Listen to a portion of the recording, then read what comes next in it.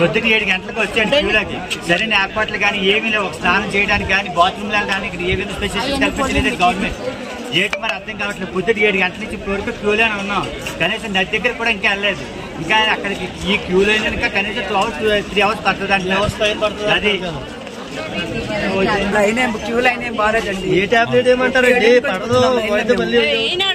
పంపించేవాళ్ళు ఎవరు లేరు. స్నానానికి తిరిగి వెళ్ళిపోతున్నారు కొంతమంది.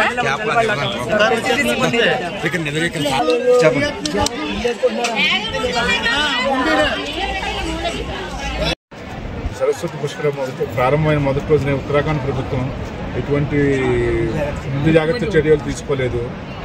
పెద్దవాళ్ళు 70 ఏళ్ళు 80 ఏళ్ళు ఉన్న వాళ్ళందరూ పొద్దు నుంచి 3-4 గంటలు 5 గంటల నుంచి ఇలాగ వెయిట్ చేస్తున్నారు. కనీసం ఒక రోప్వే కానీ బ్రిడ్జ్ కానీ వేస్తుంటే ఇంత సమస్య ఉండేది కాదు. చాలా ఆహారాలతో మంచినీళ్ళు లేకుండా ఇబ్బంది పడుతున్నారు. అండ్ మోర్ ఓవర్ ఏంటంటే సాయంత్రం 4-5 చల్లబడిపోద్ది. ఈ పెద్దవాళ్ళు వచ్చిన వాళ్ళు పుష్కరాలకి స్నానం ఎలా చేస్తారు ఏంటి అని దిగాలుగా ఉన్నారు. చాలా సంకల్పంతో వచ్చారు. కొంచెం ప్రభుత్వం ముందుగా కళ్ళు తెరుచుకుని ఏమన్నా దాదాపు 5,000 మంది విజయనగరం నుంచి, శ్రీకాకుళం నుంచి, వైజాగ్ నుంచి, విజయవాడ నుంచి, ఆంధ్ర నుంచి చాలా బాగా వచ్చారండి. లైనే చాలా పెద్దగా ఉంది. ఒక 5 కిలోమీటర్ల దాకా లైన్ ఉంది. ఈ లైనే కదలట్లేదు 4 గంటల నుంచి. ఇప్పుడు ఈ విషయాన్ని ప్రధానమంత్రి గారు ముఖ్యమంత్రి ఉత్తరాఖండ్ వాళ్ళ ప్రభుత్వం ముందుగా తీసుకుని ఏమైనా ప్రికాషన్స్ తీసుకుని ఇమీడియట్గా ఏమైనా తీసుకుంటే కనుక చాలా బాగుంటుంది. చాలా ఇబ్బంది పడుతున్నామండి. రిజిస్ట్రేషన్స్ ఇచ్చినప్పుడు కానీ ఉత్తరాఖండ్ ప్రభుత్వం సరస్వతి పుష్కరాలకి బద్రీనాథ్కి యాత్రకి పర్మిషన్ ఇచ్చినప్పుడు ఇంతమంది వస్తారని తెలిసినప్పుడు దాన్ని తగ్గట్టు జాగ్రత్తలు ఏమి తీసుకోలేదు, అలా వదిలేసింది. కానీ బీజేపీ ప్రభుత్వం చాలా బాగా చేస్తుందనే ఉద్దేశంతో మేము ముందుకు వచ్చాం. కానీ ఇక్కడ మమ్మల్ని కొన్ని నిరుత్సాహపరిచింది. దయచేసి ఇమీడియట్గా ముఖ్యమంత్రి గారు, ఉత్తరాఖండ్ ప్రభుత్వం ముఖ్యమంత్రి గారు, ప్రధానమంత్రి గారు ముందుగా దీన్ని ఇమీడియట్గా ఆర్డర్ పాస్ చేసి కొన్ని జాగ్రత్తలు తీసుకున్నారు. దయచేసి వచ్చామండి. ఇప్పుడు వచ్చి ఏపీ నుంచి వచ్చాం. 7 గంటలకు వచ్చాం.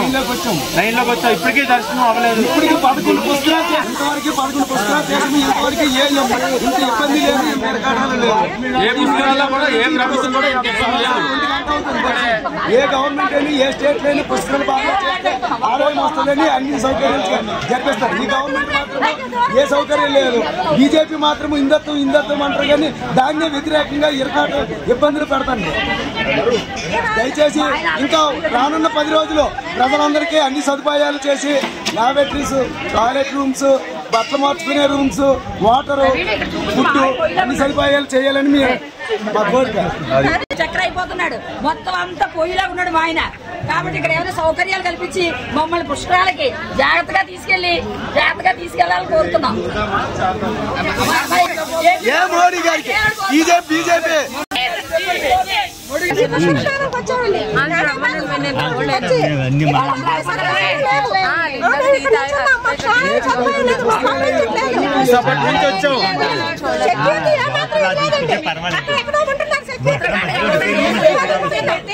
పర్వాలేదు.